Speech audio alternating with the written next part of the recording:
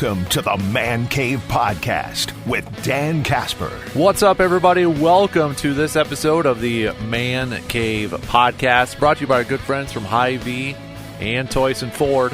Don't forget to check out that Swag Cave, done by a Residence Branding Company. The link is in the podcast description. On this episode of the podcast, we're going to include our business and sports segment into this episode because we're going to be talking about an event, Fanatics Fest that's happening this weekend. But I got an idea that I need some input on from you, the listener. So that's coming up in the second half. We're going to lead off the podcast. Luke Anthony's going to be joining me. We're going to talk a little Brewers and a question that I want to pose out to Brewers fans or anybody in general.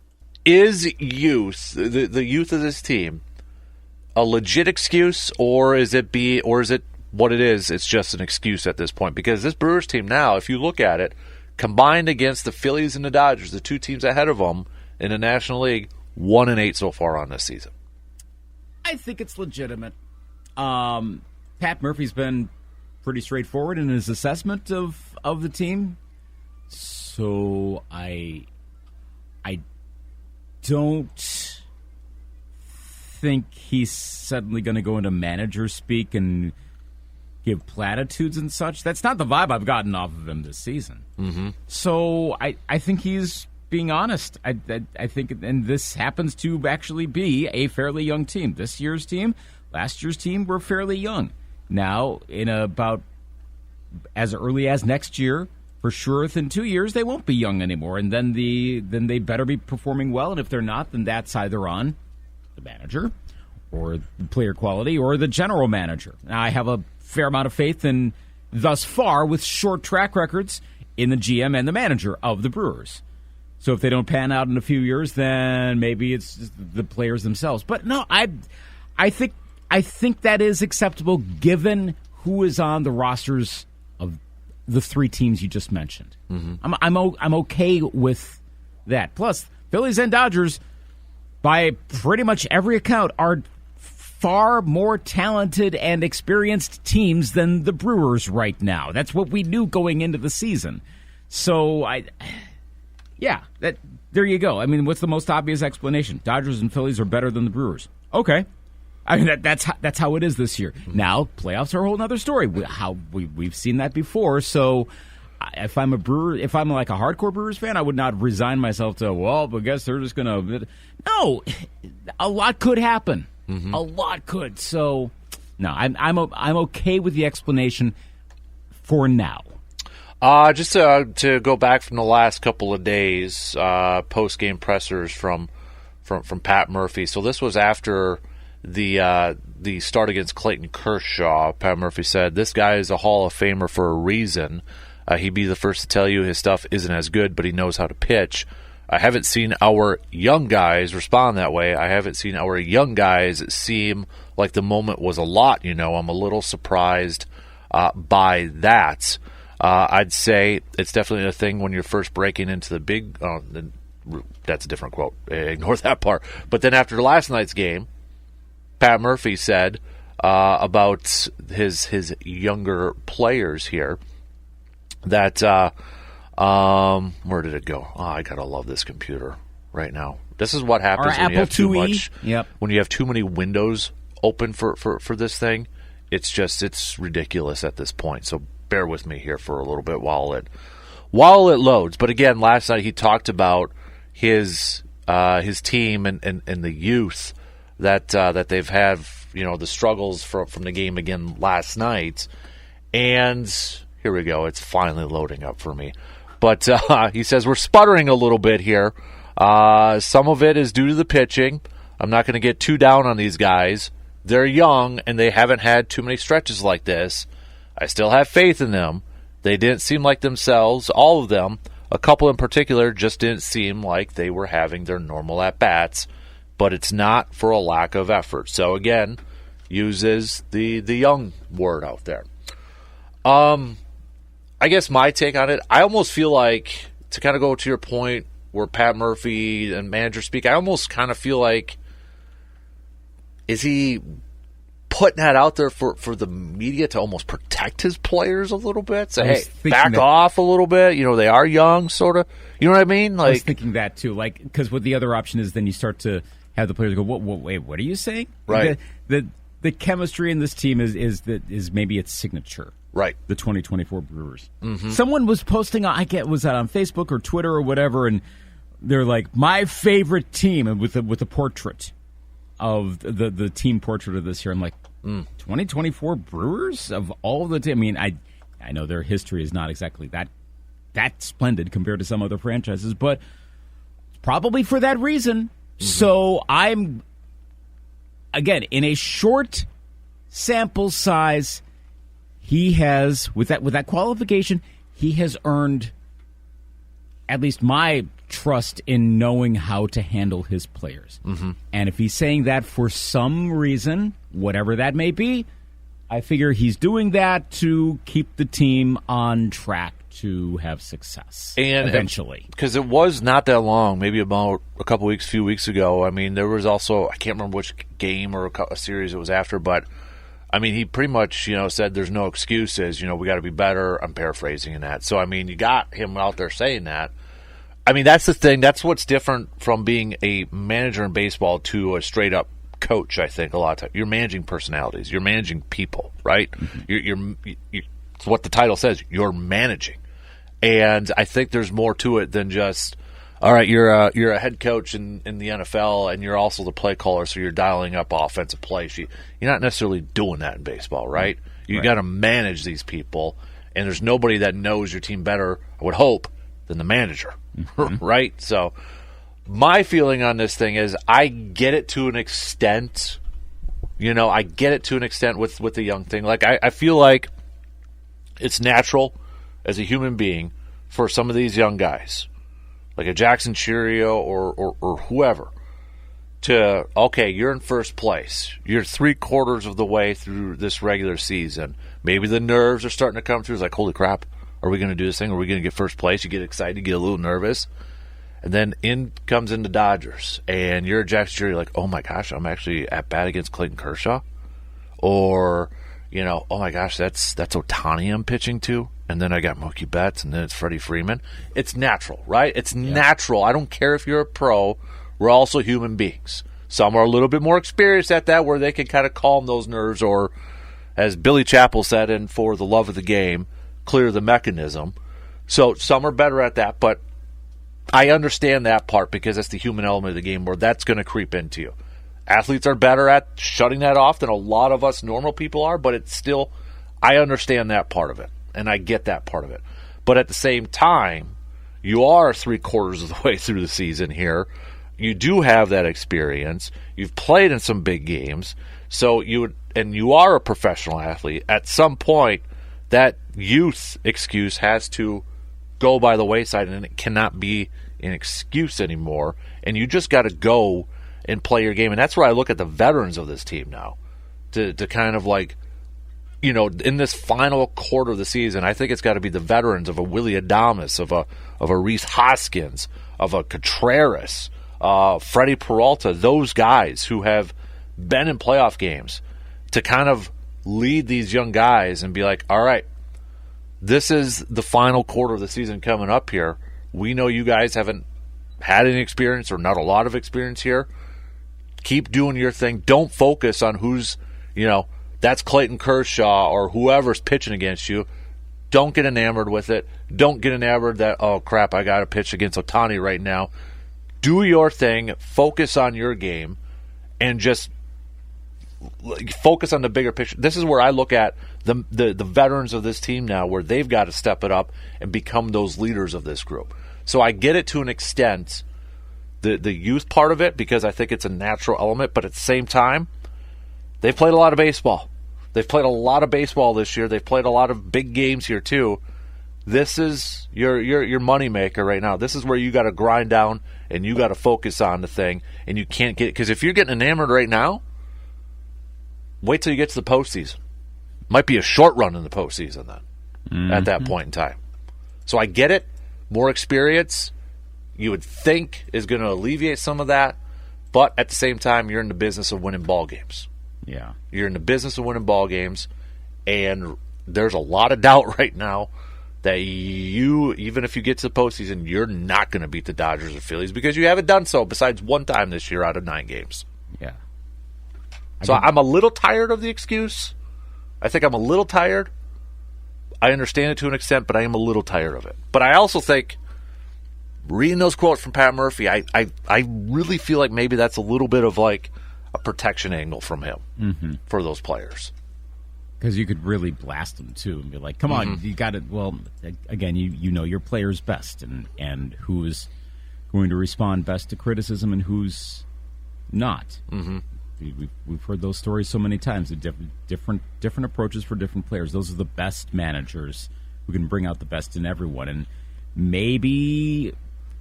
And baseball is so unique, too, because you got for a lot of guys, you have to work your way up.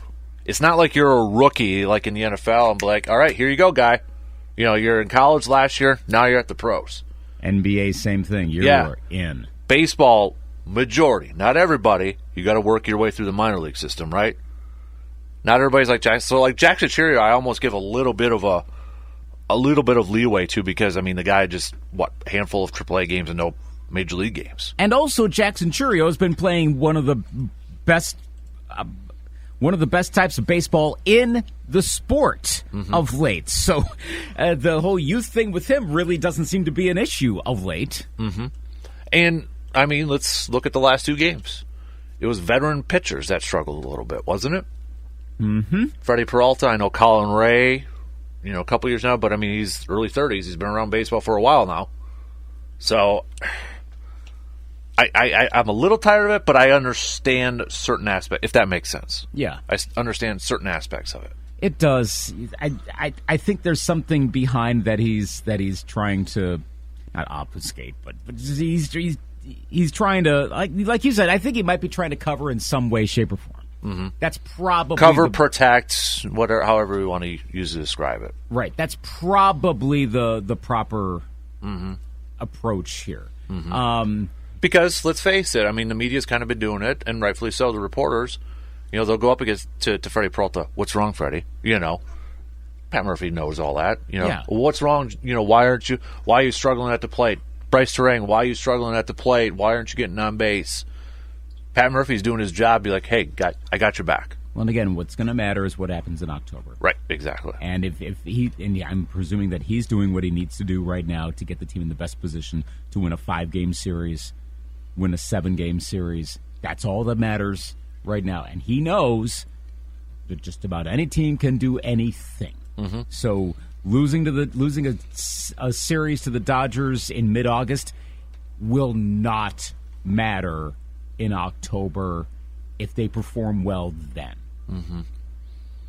What point do they start? Is it September when you start to kick it into gear and try to get that momentum going in the postseason? Gosh, I don't know with the whole momentum thing. I know you're not a big momentum believer. Right. I am though. It seems the thing is because it seems to be all over the map. You see teams that are really hot and then they go and they collapse, and teams that back their way in and then suddenly go on fire, but then teams that go on a run and continue it midway through October the whole way along. I've seen everything. Mm-hmm.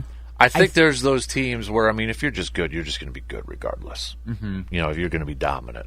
But you got that hot team like Arizona last year. Texas to a degree, too. Right. We've seen it in the NFL with, Green Bay last year a little bit, too. Mm-hmm. So I think if you're dominant, you're good, you're going to be good. But it's those hot teams that could be the dangerous ones. I think there was a stat, I'm trying to remember, but I think there was a stat on from last year that talked about, like, if you're a little hot towards the end of the season, that is a precursor towards playoff success, I think. But again, the randomness of who ends up winning those series throws off a lot of that compared to other sports. But then there are other sports where it doesn't look where you really don't know either. I mean, let's use one prominent example from the NBA. Looked like the Suns had figured everything out and they were going to go on a run, and they collapsed in that first series against the Wolves. So you don't necessarily know just about anywhere. Right. Yep. So I just be in a position to win in October. Don't even worry about the end of the season. Get in, and then address the series that you have in front of you. We're getting set for another busy travel season, vacations, taking our kids to all their games and activities, and you need a proper vehicle to get you to where you're going and safely. That's where Toyson Ford can help you. Toyson Ford will go the extra mile to provide you with compelling options for new and used car shopping. They will gladly work with you on financing no matter what your budget may be. They're committed to giving drivers across the Chippewa Valley the best in customer service. Check them out for yourself. Visit Toyson Ford in Chippewa Falls today and check out their website, toysonford.net. Get ready for football season with Hy-Vee. Whether you're tailgating at the game or having a party at your home, Hy-Vee has all the essentials you need for game day. From meats to put on the grills to snacks and beverages, including their huge wine and spirits department, Hy-Vee is your tailgating headquarters. And don't forget to check out their sports shop too, where you can get some swag to help cheer on your favorite team, including the local high schools. It's football season. Score a touchdown with all of your football needs with Hy-Vee in Eau Claire. Business of sports, okay? And it's a little bit of I want to talk about an event that's happening. It's a big event that's happening coming up this weekend. And then kind of get into where my brain juices are flowing a little bit here. Brain juice. Brain juice. That's a thing, isn't it? You got liquid in there, brain liquid? Remember, body's like 70% water, so yeah, there's definitely brain juice up there. Oh, I figured you'd go with the Attack on Mars and their brains, and there's like green goo in there too. So while you ponder Dan Casper's brain filled with green goo that could potentially explode if someone starts doing Slim Whitman songs. Mm-hmm. Yeah. There's a thought this morning. How do you not have that movie poster? You love that movie. I do, and I just never got the poster. Well, I'm sure there's got to be one on eBay somewhere for you. Looking for that one. Yeah. Anyway. Fanatics Fest is this week. I don't know if you've heard about Fanatics Fest, but it is, yes, the Fanatics website, sports, memorabilia, swag, all that stuff. It is the first ever Fanatics Fest held in New York City. New York City? Of course, right? But it is, Fanatics has promised a first-of-its-kind immersive fan festival, and it's got a bunch of big-time names, both in the sports world and the entertainment industry. So it's a Friday, Saturday, Sunday fest. Tickets actually aren't that bad. Single-day tickets are about $58, a little over $58 for adults for each of the 3 days, and $35 plus tax for kids. Friday and Saturday, $22 on Sunday. 3-day passes, you're looking at, after tax, about $152.58 after tax there. But there's also premium opportunities ranging from $850 to $9,000 per person that include all access passes and autograph fast passes that allow collectors to skip the line. So yeah, you got different packages depending on how much you want, but these are some of the guests here where potentially you could, get some autographs. You're talking Derek Jeter, Tom Brady, Kareem, Kevin Durant, Peyton Manning, entertainments like Lil Wayne, Travis Scott, Mike Tyson, Stephen A. Smith. Hey, I mentioned Livy Dunn earlier. She's on the list. She's on Anthony Edwards. Allen Iverson. It's a legit list. Barry Sanders, Jerry Rice. Though just an example of KG. Yeah. So that's just Adam Silver. Yeah. What? But he's doing a theater talk, so that wouldn't. I'd be kind of curious to go to that theater talk to listen. Adrian Peterson. Wow, it's like everyone we've talked about in the show is going to be there. Mm-hmm. Okay, maybe that's a sign. So not Rosenthal. Rovell, Darren Rovell. He's got that website. I'm sure you've heard about it already, collect.com, because he's a big collector. Oh, yes, so that's right. He did an interview with Fanatics and such, and so a little Q&A here. As they said, this has been billed as so much more than a card show. What will make it stand out, and what does my admission ticket buy me? And the answer was the card show part. The card show part isn't competing with the National at around 350 tables, but the National isn't competing with the rest of what Fanatics has. Big names such as Tom Brady, Derek Jeter, Travis Scott, Jay-Z, Quavo, and Lil Wayne are all on panels throughout the weekend in the theater. On Friday, Brady will throw passes to kids in the kids zone. Gronk will face off with Austin Matthews on sports challenges. Kevin Garnett will go head-to-head with Carmelo Anthony in a game of horse. And, Stephen A. Smith will be yelling at people trying their hand at the 40-yard dash. Wow. That's actually what it is? Yeah, apparently. That's pretty funny. He's going to yell at people. Jake Paul and Mike Tyson will have their pre-fight press conference here Sunday. And First Take, the Pivot Podcast, and WFAN will be broadcasting live from the event at various times. At no extra cost comes free, quote, meet and greets with fighters. Fighters, I'll be honest, I've never heard of. And former NFL receiver Dante Hall and ex-Yankee skipper Joe Girardi. Sports Illustrated also has a memorabilia museum, which will feature more than $100 million of memorabilia displayed on the show floor. So it's a huge fest. It's a huge sports fest. Autographs, you can get autographs. You got to pay for autographs, obviously. But Peyton Manning, his price. This is the weird thing when it comes to autographs, and maybe people who really collect autographs can tell me why they're a big deal or why you would pay extra for this. But a question was asked: who are the best values in autographs? There are a lot of guys who have been at autograph shows before. Peyton Manning is making a rare appearance, but his price ranges from $324 to $1,000. How does that vary? So it depends, too, like if you're signing a photo or a helmet, I think, part of it. Okay. That would be my guess, because I've seen it where, like, if you want to send in for somebody to sign something, it's cheaper the smaller it is compared to, like, a helmet or a jersey sort of thing. Okay. But there's also the inscriptions, and the example they give is for Peyton Manning. What will inscriptions will athletes sign? And it says almost everything is listed. For an example, this is what Peyton Manning will sign for an additional $270 for an inscription. Hall of Fame 201, HOF 21, Omaha, the Sheriff, SB MVP, SB Champs, Go Vols, Go Colts, Go Broncos, 1998 number one pick, or personalize it. So for an extra $270, you can have Peyton put down a few extra letters. That to me, I don't know if that's worth it for me. It's a lot of money for that, and it seems a little formal. Like, I want something definitely personalized. Mm-hmm. No, but then if you have a personalized, like, say, to Luke from Peyton, what if you got to sell it one day? You better sell it to a Luke. That's going to be challenging, obviously. Mm-hmm. I mean, there are a lot out there, but I got to find the right one. Any guess on who is the? Because they asked for photos with signatures. Mm-hmm. The most expensive photo op. Any guess who you think it is? Well, I've got the list, but not with the prices. Just the list of photo ops. Well, my gosh, it's really long. Tyson's there, but I'm guessing he's probably a little more accessible than one would think. I'm thinking, for varying reasons, as I quick scroll through here, Barry Sanders.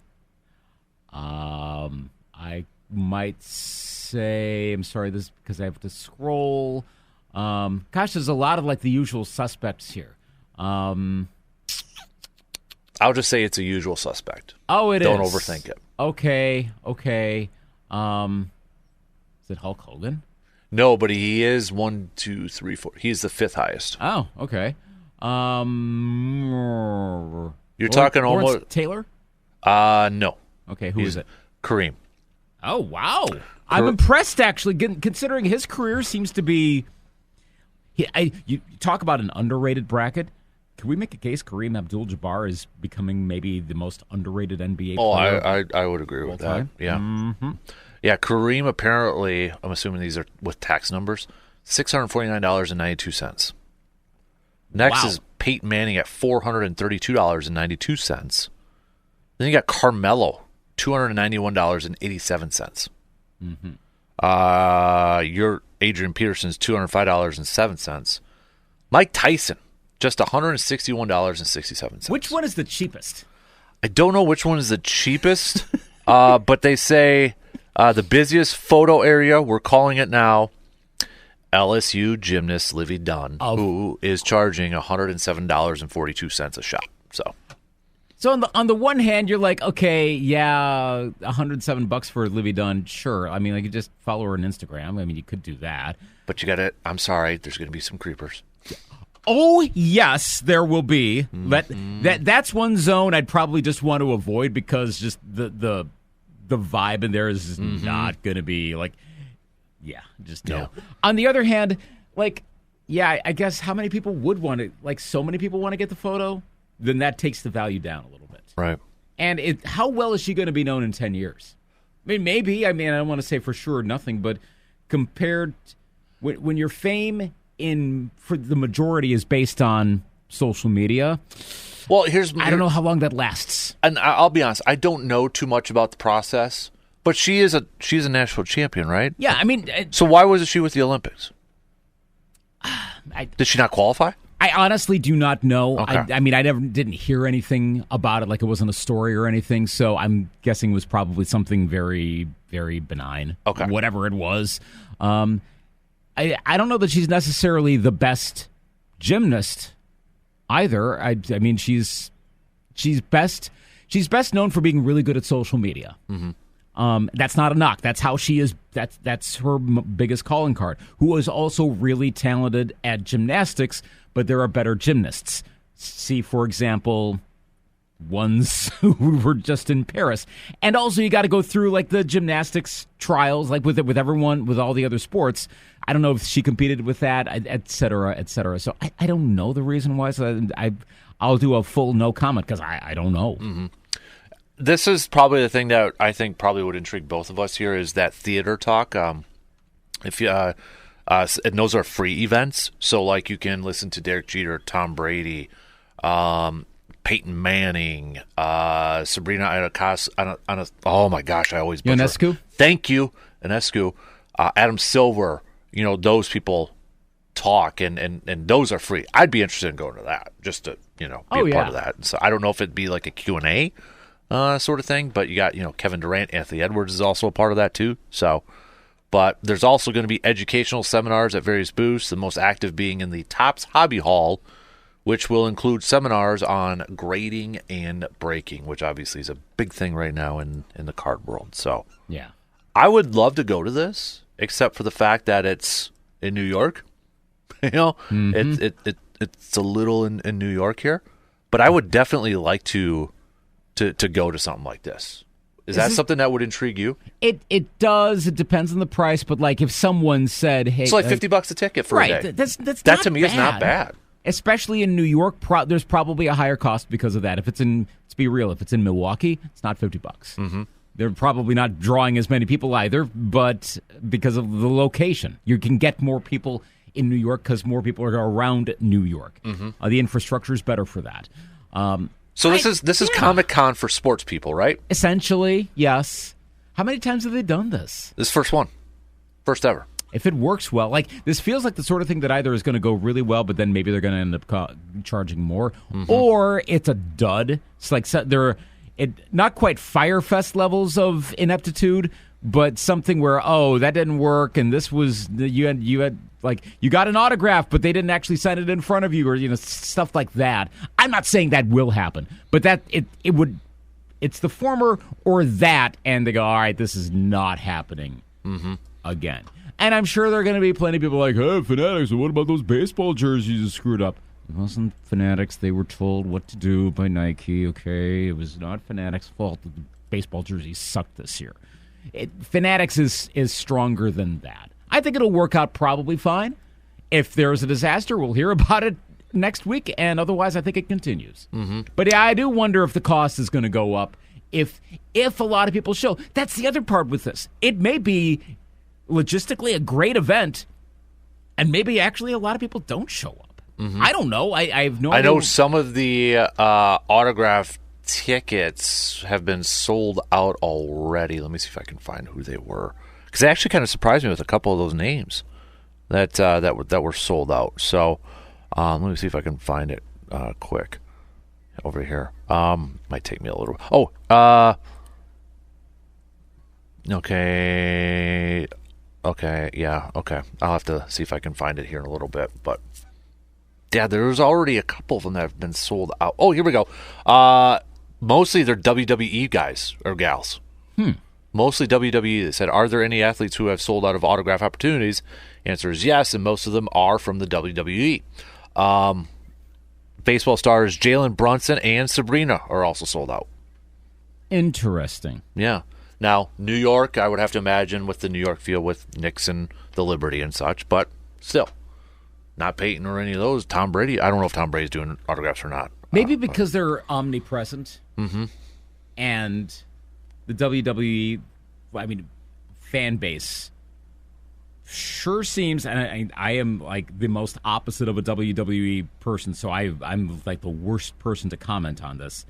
But from what you know, JC or Brandon would be the best ones. Right, yeah, they would be the ones who would be able to say better, and I'm guessing that they would at least understand the passion. From what I understand, it's strong. Like, I know I've heard of Cody Rhodes and CM Punk, those people who are listed as sold out, but I couldn't tell you about the other ones right now. Oh, and The Miz I've heard, but I've almost heard of The Miz mostly post-wrestling sort of stuff. Social media again, but back to the inscriptions here really quick.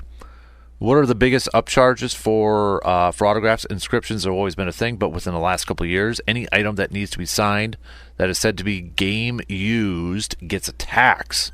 The three biggest upcharges on anything game used: Peyton Manning, an additional $2,168.92. Whoa. Yeah.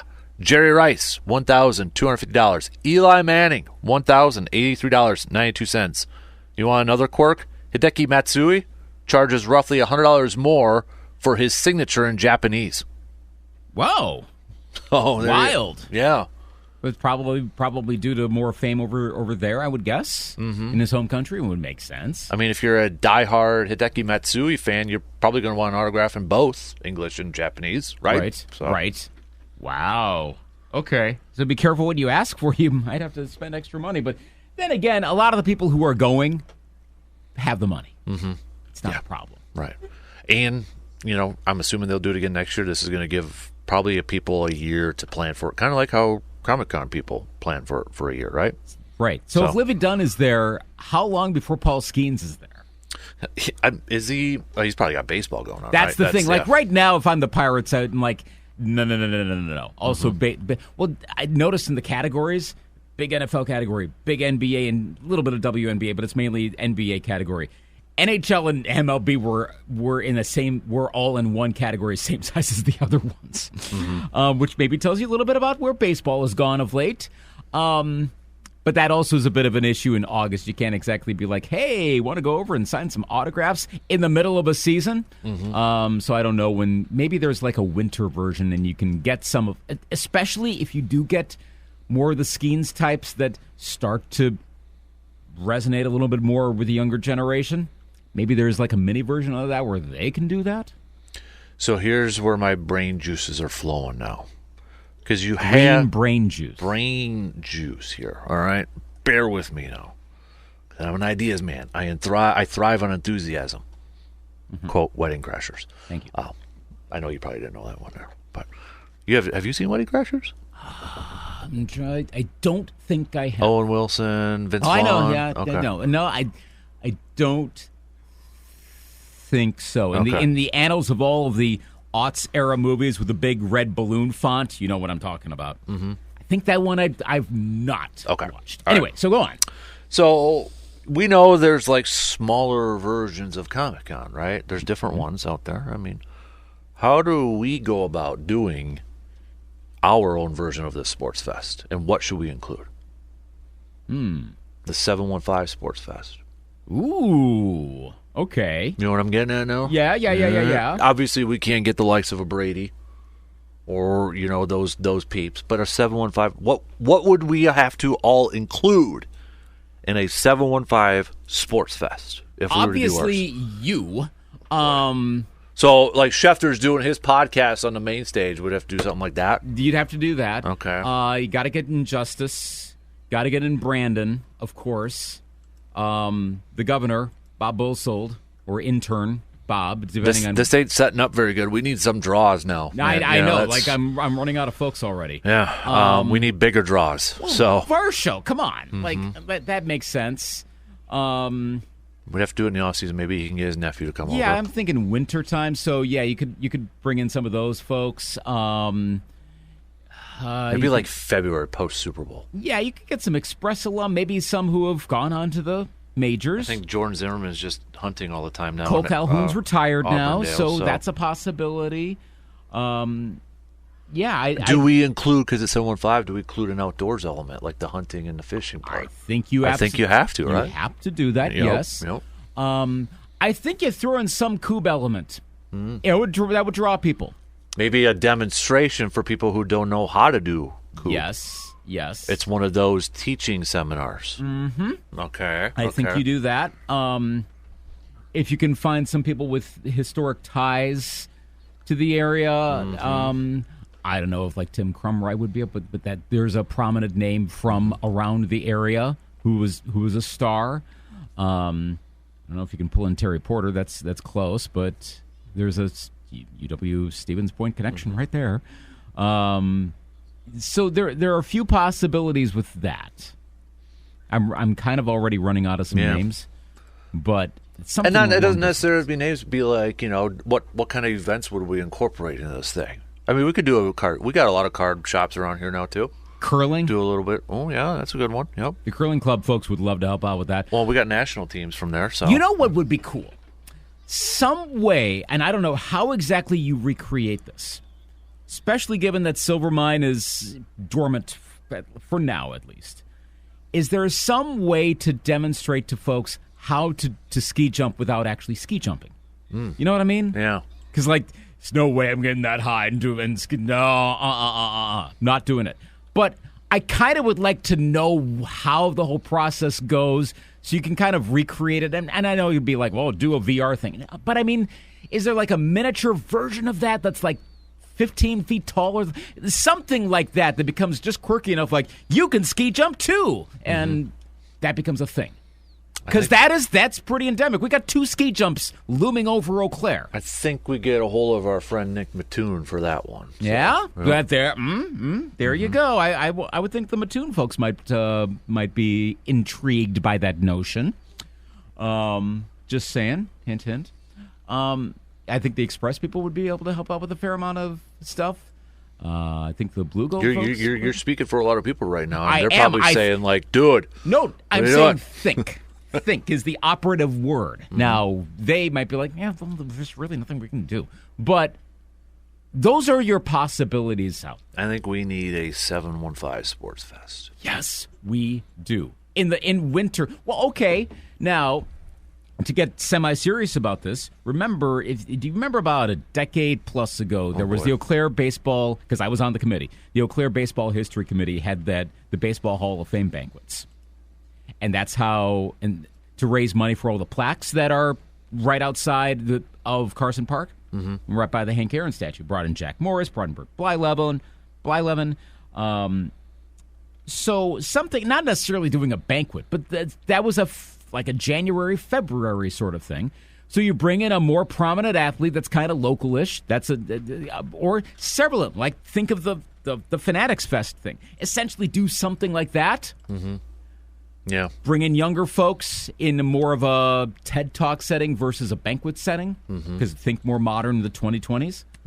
I think you might be onto something. Can we get please some recognition, plaque somewhere? I don't care if it's at Carson for Cub Buck. Yes. Please, can we do that? I mean, come on now. Yeah, you know what? I might know a baseball history committee person I can ask about that. Please do, because we need to. I mean, that dude.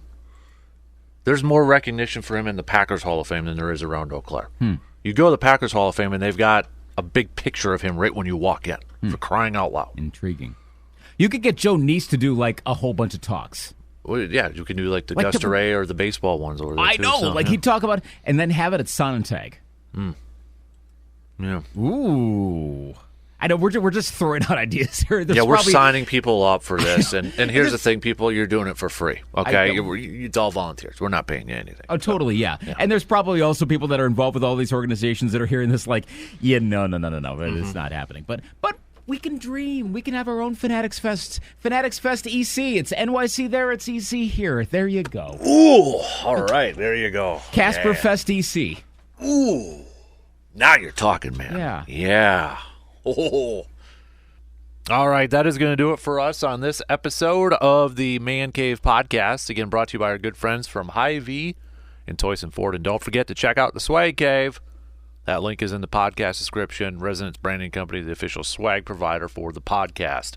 Big thanks for tuning in, as always. And until next time, I'm Dan Casper, and I will talk to you on the next episode of the Man Cave Podcast.